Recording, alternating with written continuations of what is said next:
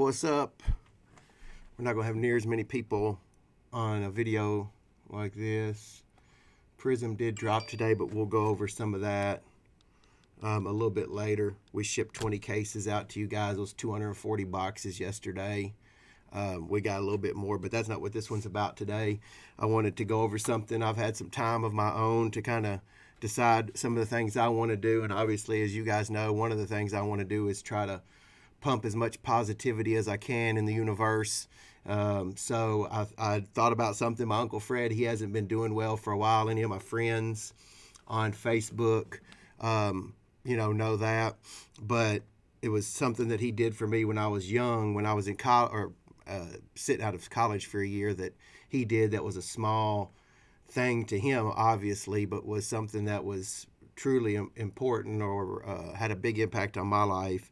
And I think that's one of the things we always get confused about as far as when people are talking about good people and bad people. And when we're always talking about the light and the darkness, and I always feel like really the way to judge whether someone's good or bad is pretty simple. It's if someone good does something that's bad, they feel bad about it. They wish they hadn't done it. They know it was a mistake. They ask for forgiveness. People who are bad do bad things and enjoy it. They like it. They like bringing darkness to other people. So don't ever get confused on who you're rolling with. If you're someone that is flawed like every single one of us and it does bad things from time to time or comes up short, you don't need to think you're bad. You need to try to make amends and realize what side of this fucking war you're on, which is the light side. And if you're one of those dudes or dudettes or whatever who do bad things and they enjoy it, I'm just letting you know we're coming. You're not going to just overwhelm us with your nonsense. So, it's one of those things that's how I judge whether someone is good or bad. And you're only going to know that, not anybody else. But what my Uncle Fred did for me, if you don't mind, also say a prayer for him if you get a chance. But what my Uncle Fred did for me was my first year of school. Omar is big on making good grades. So as long as I made a 2.5 or higher in college, he would pay for my school. And I went to a community college near Huntington. First semester, I made a 2.8, didn't do jack, didn't crack a book hardly.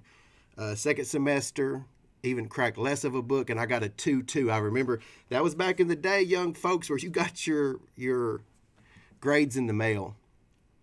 And I remember seeing that and being like, oh, shit. All right, so the first thing, y'all know I'm a salesman, so the first thing was I was like, okay, well, that average is a 2.5. I went up to my dad's CPA office and showed him the 2.2, and I was like, that average is a 2.5. That's good for this year, right? And he was like, no, that's not what we agreed to. It has to be 2.5 each semester. So my dad's not really someone that you can really sell that easily. So really and truly, I didn't put too much of a fight up, but he said, you're going to go work for your Uncle Fred. I wanted to go to UK. So the plan was go up there, work for a year, get my residence in Kentucky established, get a Kentucky driver's license. And then a year after that, you'd be able to go to the University of Kentucky without having to pay out-of-state tuition. Omar didn't have it like that back then. So the only way I was getting in to an opportunity to go to UK was through that. Wasn't like I was banging out scholarships. I was in the middle of my class and I didn't get a single scholarship. I was banging out 2.2s. So anyway, I go to Kentucky. The toughest year of my life, even to this day, I can't think of a tougher spot that I was in. And it was all self-inflicted. There was obviously a hole inside of me. I felt like I'd let my father down. My brother had already graduated from college. My father had graduated from college. My Uncle Fred had graduated from college.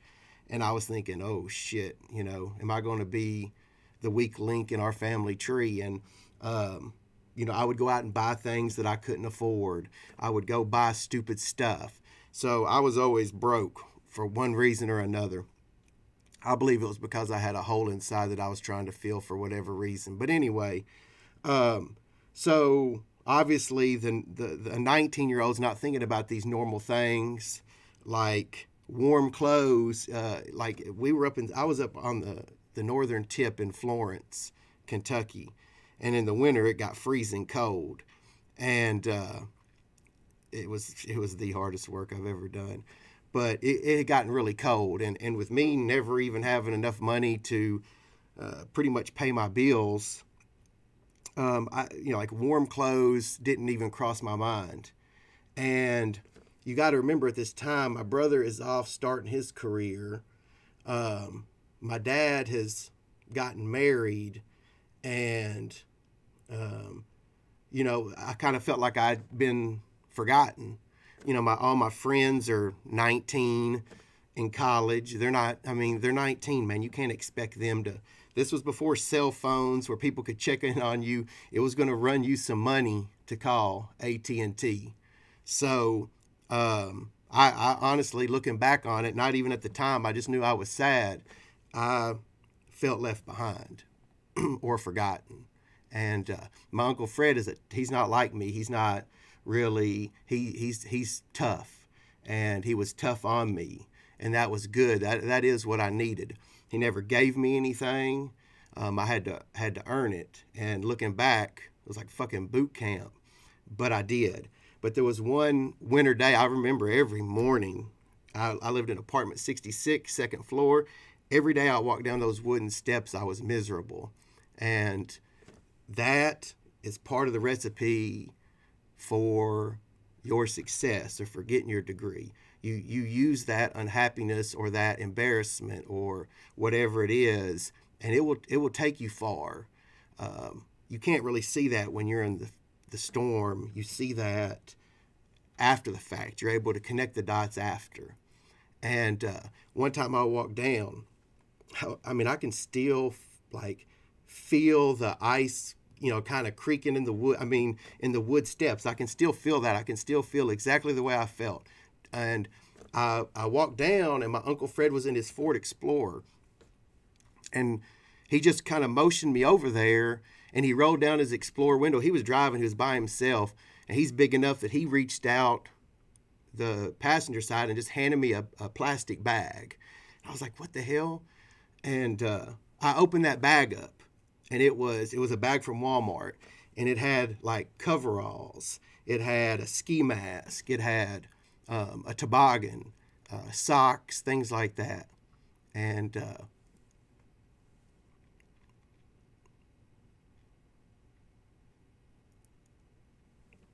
just give me a second. My Uncle Fred will want me to be calm and not emotional, so that's how we're going to do this. But that little bag of clothes was the first time in a while that I didn't feel forgotten. And it gave me enough, that one act gave me enough love to keep pushing and to put up with some enormous bullshit to get to the other side of it.